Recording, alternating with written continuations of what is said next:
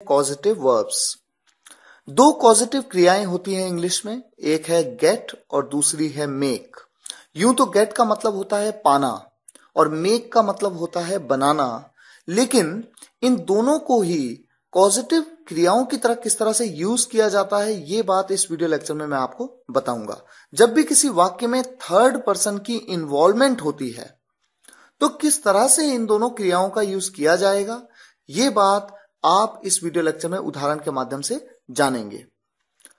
थोड़ा डिफिकल्ट माना जाता है ये टॉपिक, ट्रिकी भी है, लेकिन मैं उम्मीद करता हूं कि इससे पिछले सभी चैप्टर्स के सभी वीडियो लेक्चर्स आपने देख लिए हैं, समझ लिए हैं और आपकी उन पे कमांड है, तभी आप यहां तक पहुंचे हैं। और खासकर तब जब आप टेंसेस अच्छी तरह से समझ चुके हैं, ये टॉपिक आपको आसानी से समझ आ पाएगा। आइए शुरुआत करते हैं। सबसे पहले देखें कि किस तरह के वाक्य पॉजिटिव वाक्य होते हैं। इन वाक्यों में सब्जेक्ट काम को करता नहीं बल्कि करवाता है। अब देखिए, जब आपके सामने ऐसे सेंटेंस आए जहां पर सब्जेक्ट काम को करता नहीं बल्कि करवाता है, तो वो सभी सेंटेंसेस गेट और मेक के पॉजिटिव फॉर्मेशंस के साथ ही बनेंगे। ये बात englishwale.com इंग्लिश स्पीकिंग कोर्स के इस चैप्टर में डिटेल में समझाई जा चुकी है, लेकिन वीडियो लेक्चर के माध्यम से मैं चाहूंगा कि आप इस टॉपिक को और बारीकी से समझें। आपके सामने दो एग्जाम्पल हैं। राम ने मुझे भिजवाया। देखिए, यहां पर सब्जेक्ट है राम, क्रिया है यूं तो भेजना आपको लगेगा, लेकिन राम ने इस काम को नहीं किया। राम ने भेजा नहीं मुझे, राम ने मुझे भिजवाया किसी थर्ड पर्सन के द्वारा। दूसरा सेंटेंस देखिए, मैंने खाना खिलवाया। मैंने खाना खिलाया नहीं, मैंने खिलवाया, यानी मैंने किसी तीसरे व्यक्ति के माध्यम से आपको खाना खिलवाया। तो ऐसे सेंटेंस पॉजिटिव सेंटेंस कहलाते हैं और इन वाक्यों में गेट या मेक का प्रयोग मुख्य क्रिया की तरह होता है। यह इंपॉर्टेंट पॉइंट है। जैसे पहला सेंटेंस, राम ने मुझे भिजवाया, आप सोचेंगे कि यहां पर मुख्य क्रिया है भेजना, नहीं, यहां पर गेट या मेक का प्रयोग मुख्य क्रिया की तरह होगा। कैसे होगा यह आने वाली स्लाइड्स में आप देखेंगे। मैंने खाना खिलवाया, खिलाना, आप सोचेंगे यहां पर क्रिया है खिलाना, लेकिन ऐसा नहीं है। यहां पर जो मुख्य क्रिया की तरह यूज होगा गेट या मेक का प्रयोग होगा। कौन सी होगी ये बात भी आने वाले स्लाइड्स में जब आप समझते जाएंगे इस टॉपिक को तो क्लियर होता जाएगा। डेफिनेशन के तौर पे अगर आप देखें, positive verbs are used when the subject does not perform the action himself. जब सब्जेक्ट एक्शन खुद नहीं करता, यानी क्रिया खुद नहीं करता, but get it done by a third person, बल्कि किसी तीसरे पर्सन के माध्यम से करवाता है, तो गेट और मेक का यूज आप पॉजिटिव वर्ब्स की तरह करते हैं। पहचानना बहुत जरूरी है। देखिए, मैंने किया, अगर मैं कहूं मैंने किया तो यहां पर काम मैंने खुद किया, यह पॉजिटिव सेंटेंस नहीं है। लेकिन दूसरा सेंटेंस देखिए, मैंने करवाया, यह पॉजिटिव है। राम ने भेजा, यह पॉजिटिव नहीं है। राम ने भिजवाया, यह पॉजिटिव वर्ब का सेंटेंस है। मैंने पत्र लिखा, यह तो पास्ट इंडेफिनिट टेंस का एक सिंपल सेंटेंस है, अफर्मेटिव। मैंने पत्र लिखवाया, यूं तो है तो ये पास्ट इंडेफिनिट में, लेकिन कैसा सेंटेंस है? पॉजिटिव सेंटेंस है। तुमने बुलाया था और तुमने बुलवाया था, फर्क देखिए। वो भेज सकता है, वो भिजवा सकता है किसी थर्ड पर्सन के द्वारा। तो मैंने करवाया, राम ने भिजवाया, मैंने पत्र लिखवाया, तुमने बुलवाया था, वो भिजवा सकता है। ये सभी सेंटेंसेस पॉजिटिव वर्ब के सेंटेंसेस हैं। अब सबसे पहले बात करेंगे गेट का यूज किस तरह से किया जाता है। गेट का प्रयोग निर्जीव के साथ होगा। यह हिंट के लिए आपके लिए है, इसके माध्यम से आप आसानी से सेंटेंस को बना पाएंगे। और एक बात यहां पर जाननी जरूरी है कि गेट की 3 फॉर्म्स होती हैं, ये आप ऑलरेडी जानते हैं, गेट, गॉट, गॉट। अब देखिए, सेंटेंस है राम ने पत्र लिखवाया, यहां पर सब्जेक्ट है राम, उसने पत्र लिखवाया। पत्र निर्जीव है यानी नॉन लिविंग है, तो आप यहां पर गेट का यूज करेंगे। लेकिन ये सेंटेंस किस टेंस में है? देखिए, ये सेंटेंस है आपका पास्ट इंडेफिनिट टेंस में, और ये बात आप जानते हैं क्योंकि पास्ट इंडेफिनिट टेंस के बारे में मैं उम्मीद करता हूं कि आपको सब कुछ पता है और आप इजीली पहचान सकते हैं कि ये पास्ट इंडेफिनिट टेंस है। तो पास्ट इंडेफिनिट टेंस में वर्ब की कौन सी फॉर्म का यूज किया जाता है? सेकंड फॉर्म का। तो यहां पर चूंकि गेट का प्रयोग होगा, यहां पर पत्र की बात हो रही है, पत्र एक निर्जीव है यानी नॉन लिविंग है, तो गेट की सेकंड फॉर्म गॉट का प्रयोग मेन वर्ब की तरह। राम गॉट क्या, द लेटर, और उसके बाद लिखवाना, लिखने को क्या कहते हैं, राइट। और राइट की कौन सी फॉर्म लगेगी, थर्ड फॉर्म। आप देख सकते हैं नोट, एक आपको ये इंपॉर्टेंट पॉइंट है जो नोट करना है कि गेट वाले वाक्यों में सेकंड वर्ब जो होगी उसकी हमेशा थर्ड फॉर्म ही लगेगी। फर्स्ट क्रिया कौन सी है, पहली क्रिया कौन सी है, गेट या मेक, और उसके बाद वाली जो क्रिया होगी उसकी थर्ड फॉर्म। तो गेट वाले वाक्यों में तो सेकंड फॉर्म की, सेकंड वर्ब की हमेशा थर्ड फॉर्म ही लगेगी। तो राइट की थर्ड फॉर्म आप यहां पर यूज करेंगे। कॉन्सेप्ट ट्रिकी है, मैं ये जानता हूं, हो सकता है आपको अभी एकदम से क्लियर ना हो रहा हो, पर धीरे धीरे आगे बढ़ते जाइए, देखिए, समझिए। मुझे उम्मीद है आपको काफी चीजें क्लियर होंगी। और बार बार इस वीडियो लेक्चर को 2-3 बार 4 बार देखिए और फिर उसके बाद प्रैक्टिस करिए। englishwale.com English speaking course book आपके पास है, जितना हो सके प्रैक्टिस करिए, कॉन्सेप्ट अपने आप क्लियर होता जाएगा। अगला एग्जाम्पल लेते हैं, राम पत्र लिखवाता है। अब यहां पर देखिए, लिखवाता है, ताते ती, कौन सा टेंस है, प्रेजेंट इंडेफिनिट टेंस। सब्जेक्ट क्या है, राम। पहली क्रिया कौन सी है जो मेन वर्ब है, यूं तो आपको लगता कि मेन वर्ब है राइट, लेकिन राइट नहीं है, लिखना नहीं है मेन वर्ब। मेन वर्ब क्या है, गेट है मेन वर्ब। क्यों है गेट, क्योंकि यहां पर पत्र की बात हो रही है, पत्र एक निर्जीव है, नॉन लिविंग है। आप मेन वर्ब क्या है आपकी, गेट, और सेकंड मेन वर्ब कौन सी है आपकी, राइट, और टेंस कौन सा है, प्रेजेंट का इंडेफिनिट टेंस।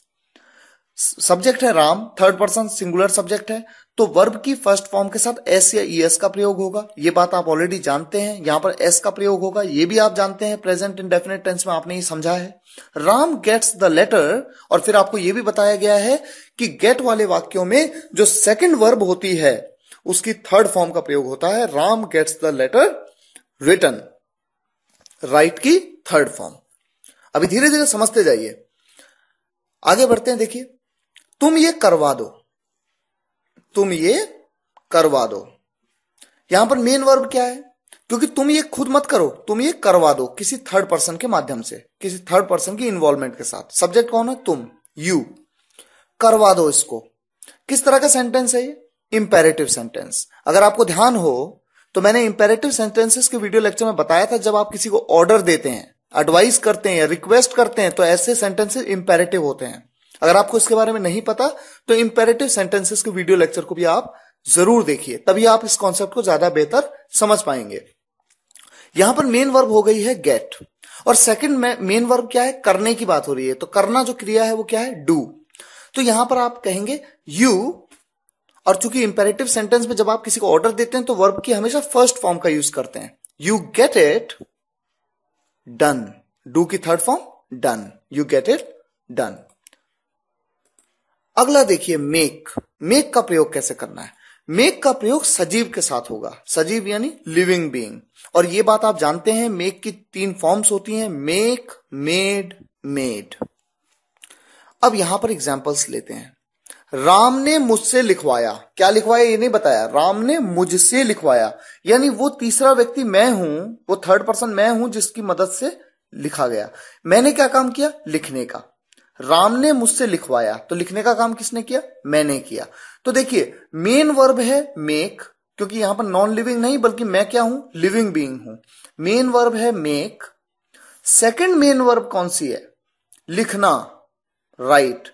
और एक बात आपको ध्यान रखनी है, मेक वाले वाक्यों में सेकंड मेन वर्ब की हमेशा फर्स्ट फॉर्म ही लगेगी। जैसे मैंने आपको बताया था, गेट वाले वाक्यों में सेकंड मेन वर्ब की हमेशा थर्ड फॉर्म लगेगी, यहां पर सेकंड मेन वर्ब की हमेशा फर्स्ट फॉर्म लगेगी। तो देखिए, राम, और चूंकि ये पास्ट इंडेफिनिट टेंस का सेंटेंस है, राम ने मुझसे लिखवाया, तो पास्ट इंडेफिनिट में वर्ब की कौन सी फॉर्म लगती है, सेकंड फॉर्म। ये बात आप जानते हैं। राम मेड मी, और मैंने क्या काम किया, लिखने का, Ram made me right. Tricky जरूर है, मैं जानता हूं, हो सकता है पहली बार में क्लियर ना हो, पर घबराइए नहीं, जैसे जैसे आगे समझते जाएंगे चीजें क्लियर होंगी। अगला सेंटेंस देखिए, राम ने मुझे भिजवाया, राम ने मुझे भिजवाया। सब्जेक्ट कौन है, राम। अब मुझे भिजवाया, मैं क्या हूं, लिविंग बीइंग, सजीव हूं मैं, तो मेक का यूज आप करेंगे, ये अंडरस्टूड है।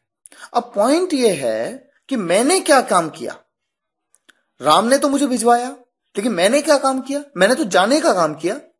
तो यहां पर दो क्रियाएं जो हैं, पहली क्रिया तो देखिए मेक है, लेकिन दूसरी क्रिया जो है वो भेजना नहीं है, वो जाना है। क्योंकि मैंने क्या काम किया, जाने का। तो जो काम मैंने किया, मैं ऑब्जेक्ट हूं, जो काम मैंने किया वो मेरी सेकंड वर्ब होती है। तो यहां पर मेन वर्ब है मेक और सेकंड मेन वर्ब है गो। और टेंस कौन सा है ये? राम ने मुझे भिजवाया, आया गया, उठा बैठा, रोया सोया, हंसा जागा, पास्ट का इंडेफिनेट टेंस। ये बात आप जानते हैं। और अब आप इस सेंटेंस को बनाइए। सबसे पहले आप लिखेंगे सब्जेक्ट राम, उसके बाद वर्ब की सेकंड फॉर्म, क्रिया क्या है मेक, मेक की सेकंड फॉर्म है मेड, राम मेड, उसके बाद ऑब्जेक्ट क्या है मी, राम मेड मी, और मैंने क्या काम किया, जाने का काम किया, भेजने का नहीं किया। भिजवाया तो किसने मुझे, राम ने, भेजा किसने ये नहीं पता, लेकिन मैंने काम किया, मैंने जाने का काम किया, राम मेड मी गो। तो इस तरह से बहुत ही इंपॉर्टेंट टॉपिक है। प्रैक्टिस के बिना ये संभव नहीं है कि आप इस टॉपिक को आसानी से समझ पाएं। अब देखिए, जिन वाक्यों में सजीव और निर्जीव दोनों हों, उनमें गेट या मेक दोनों में से किसी का भी प्रयोग किया जा सकता है। जैसे मैंने बताया था, गेट का प्रयोग निर्जीव के साथ, मेक का प्रयोग सजीव के साथ। अब मैं आपके सामने एक सेंटेंस रखता हूं, राम मुझसे पत्र लिखवाता है। मान लीजिए मैं मुझसे को हटा दूं, मैं कहूं राम पत्र लिखवाता है, तो मैं कहूंगा Ram gets the letter written. और मुझसे को अगर मैं जोड़ दूं तो मुझसे के लिए मैं कह सकता हूं by me, Ram gets the letter written by me. और अगर मैं पत्र को हटा दूं, मैं कहूं राम मुझसे लिखवाता है, तो मैं इसे मेक के साथ बनाऊंगा, क्योंकि लिविंग बीइंग में मेक का प्रयोग करते हैं। राम मुझसे लिखवाता है, राम मेक्स मी राइट। और क्या लिखवाता है, अगर मैं उसे जोड़ दूं, पत्र को दोबारा से जोड़ दूं इस सेंटेंस में, Ram makes me write the letter. ये बात आप समझ चुके होंगे कि गेट का प्रयोग नॉन लिविंग के साथ, मेक का प्रयोग लिविंग के साथ। लेकिन अगर नॉन लिविंग और लिविंग दोनों हो सेंटेंस में, तो आप गेट और मेक दोनों का यूज कर सकते हैं। ट्रिकी जरूर है, बार बार मैं आपको कह रहा हूं इस वीडियो लेक्चर में, पर प्रैक्टिस करिए, चीजें क्लियर हो जाएंगी।